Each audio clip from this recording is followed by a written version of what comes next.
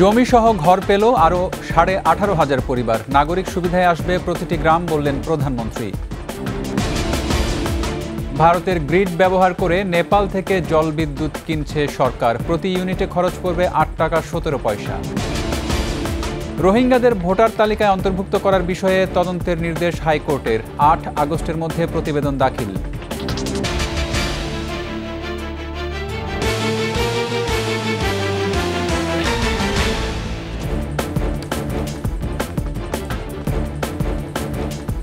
শুনছিলেন first security ইসলামী bank PLC সংবাদ শিরোনাম। আমন্ত্রণ রাত 9টার 21-এর সংবাদের সাথে আছি রক্তিম ত্রিপুরা।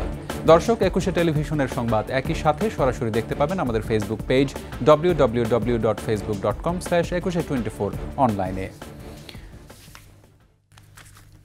জমির মালিকানা সহ স্থায়ী ঠিকানা পেলেন আরও 18,566টি ভূমি ও গৃহহীন পরিবার। আজ দেশের 26 জেলার সব উপজেলা সহ আরও নতুন 70টি উপজেলাকে ভূমি ও গৃহহীন মানুষমুক্ত ঘোষণা করলেন প্রধানমন্ত্রী শেখ হাসিনা। বক্তব্যে তিনি বলেন, মানুষের জীবনমান উন্নত করাই সরকারের অন্যতম লক্ষ্য। সম্প্রতি ঘূর্ণিঝড় রিমালের প্রভাবে ক্ষতিগ্রস্তদের তালিকা তৈরি করা হয়েছে জানিয়ে সবাইকেই সহায়তার কথাও জানান প্রধানমন্ত্রী। কক্সবাজার থেকে বিস্তারিত জানাচ্ছেন ফারজানা শোভা, ক্যামেরায় ছিলেন তপু শাহিন। সমুদ্রের কোল ঘেঁষা কক্সবাজারের সদর, ঈদগাঁও আর মহেশখালীতে আজ সাত রব। এই 3টি উপজেলার সাথে আজ পুরো জেলা গৃহ ও ভূমিহীন মুক্ত।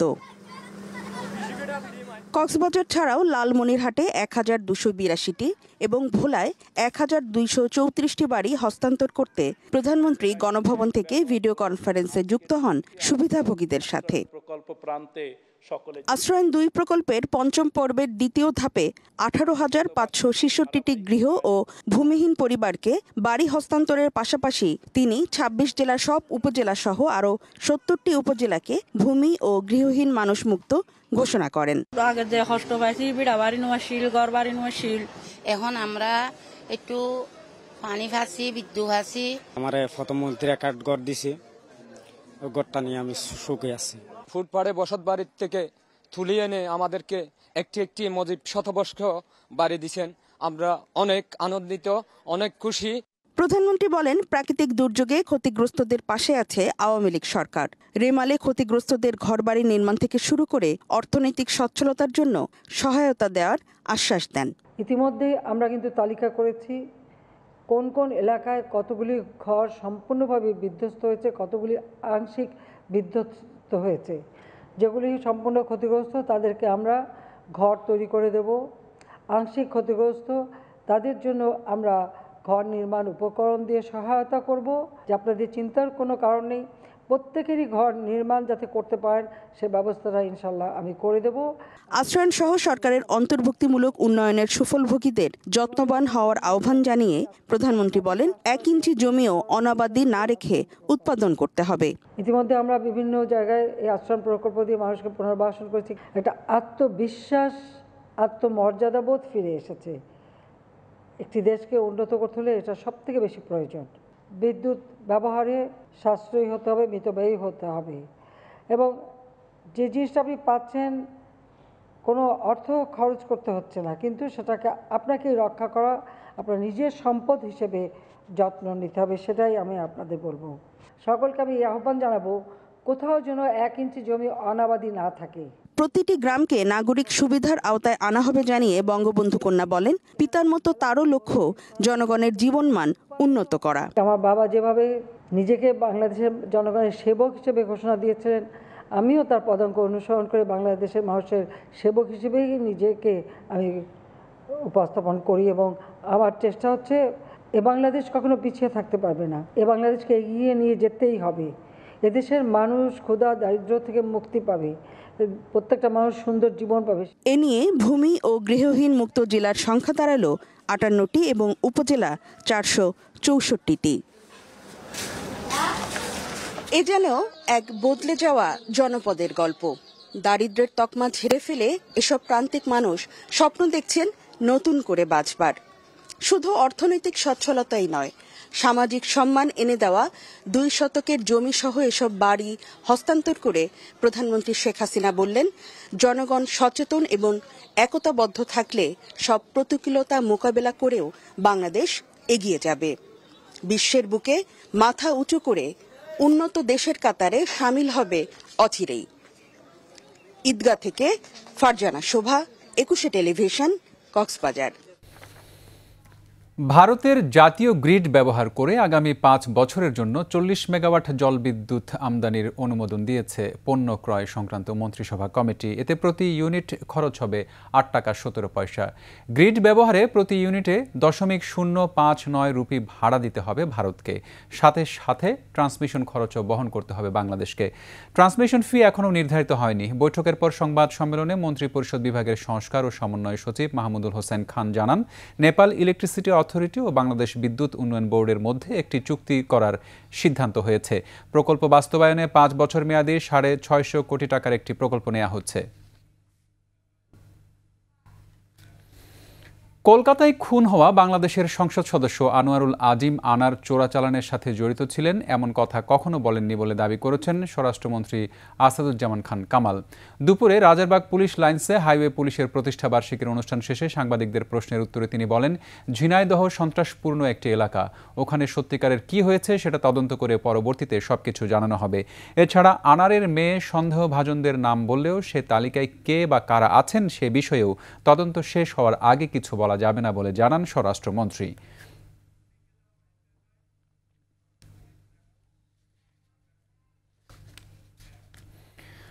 সারা দেশে কতজন রোহিঙ্গাকে ভোটার তালিকায় অন্তর্ভুক্ত করা হয়েছে তা তদন্তের নির্দেশ দিয়েছে হাইকোর্ট। আগামী 8 আগস্টের মধ্যে প্রতিবেদন দাখিল করতে বলা হয়েছে।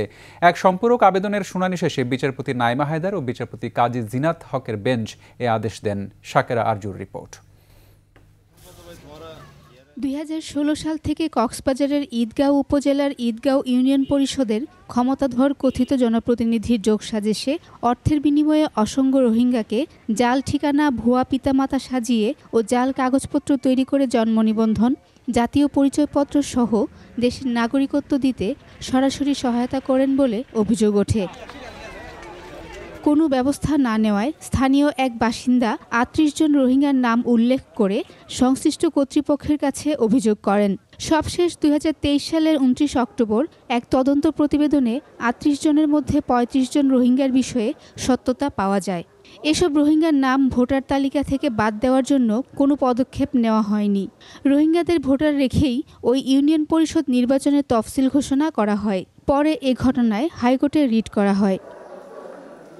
রিটের আদেশে সারা দেশে কতজন রোহিঙ্গাকে ভোটার তালিকায় অন্তর্ভুক্ত করা হয়েছে তা জানতে চেয়েছে উচ্চ আদালত। শুনানি শেষে 24 এপ্রিল বিবাদীদের প্রতি 4 সপ্তাহের রুল জারি করে ভোটার তালিকা থেকে তদন্তে প্রমাণিত রোহিঙ্গাদের নাম বাদ ও 6 জনের মধ্যে কক্সবাজার জেলায় কতজন রোহিঙ্গাকে ভোটার করা হয়েছে তা তদন্ত করে একটি প্রতিবেদন দাখিল করার নির্দেশ দেওয়া হয়। আইনজীবী জানান, এখানে ওই প্রতিবেদন দাখিল করা হয়নি। ফলে সারা দেশে ভোটার তালিকায় কতজন রোহিঙ্গা অন্তর্ভুক্ত আছে তা দাখিলের নির্দেশনা চেয়ে গত সোমবার সম্পূরক আবেদন করা হয়, যার আদেশ দেন হাইকোর্ট। সারা দেশে কতজন রোহিঙ্গা এই পর্যন্ত ভোটার তালিকায় অন্তর্ভুক্ত হয়েছে এবং তারা কোনো নাগরিকত্ব সুযোগ সুবিধা গ্রহণ করেছে কিনা সে ব্যাপারে আদালতে 8ই আগস্ট, আগামী 8ই আগস্টের ভিতরে রিপোর্ট দাখিল করার জন্য নির্দেশ দেওয়া হয়েছে। বিবাদীরা হচ্ছেন স্থানীয় সরকার বিভাগের সচিব, প্রধান নির্বাচন কমিশনার, নির্বাচন কমিশন সচিব, রেজিস্ট্রার জেনারেল সহ 17 জন। আগামী 8ই আগস্টে তারা কতজন রোহিঙ্গা বাংলাদেশে ভোটার তালিকা অন্তর্ভুক্ত হয়েছে এই রিপোর্ট দিবে। রিট পিটিশন তো আসি, তারপরেও যারা কর্তৃপক্ষ আছে, সংশ্লিষ্ট যারা আছে, এহেন কর্মকার থেকে এই ভোটার তালিকা অন্তর্ভুক্ত করা থেকে বিরত থাকবে। কক্সবাজার সদর উপজেলার ঈদগাঁও ইউনিয়নের ভোটার তালিকায় অন্তর্ভুক্ত হয়ে বাংলাদেশের জাতীয় পরিচয়পত্র নিয়েছেন 40 জন রোহিঙ্গা। তাদের তালিকা যুক্ত করে রিট আবেদন করা হয়েছিল। শাকেরা আরজু, 21 টেলিভিশন, ঢাকা। নিচ্ছি সংবাদ বিরতি, ফিরে এসে অন্যান্য খবরের সঙ্গে আরও যা থাকছে। সাবেক ভ্যাট কমিশনারের বিরুদ্ধে 4 মোবাইল অপারেটরকে 152 কোটি টাকা সুদ মওকুফের অভিযোগ। ফার্স্ট সিকিউরিটি ইসলামী ব্যাংক পিএলসি সংবাদ শিরোনামগুলো আরও একবার। জমিসহ ঘর পেল আরও 18,500 পরিবার। নাগরিক সুবিধায় আসবে প্রতিটি গ্রাম, বললেন প্রধানমন্ত্রী। ভারতের গ্রিড ব্যবহার করে নেপাল থেকে জল বিদ্যুৎ কিনছে সরকার। প্রতি ইউনিটে খরচ পড়বে 8 টাকা 17 পয়সা। রোহিঙ্গাদের ভোটার তালিকায় অন্তর্ভুক্ত করার বিষয়ে তদন্তের নির্দেশ হাইকোর্টের। ৮ আগস্টের মধ্যে প্রতিবেদন দাখিল।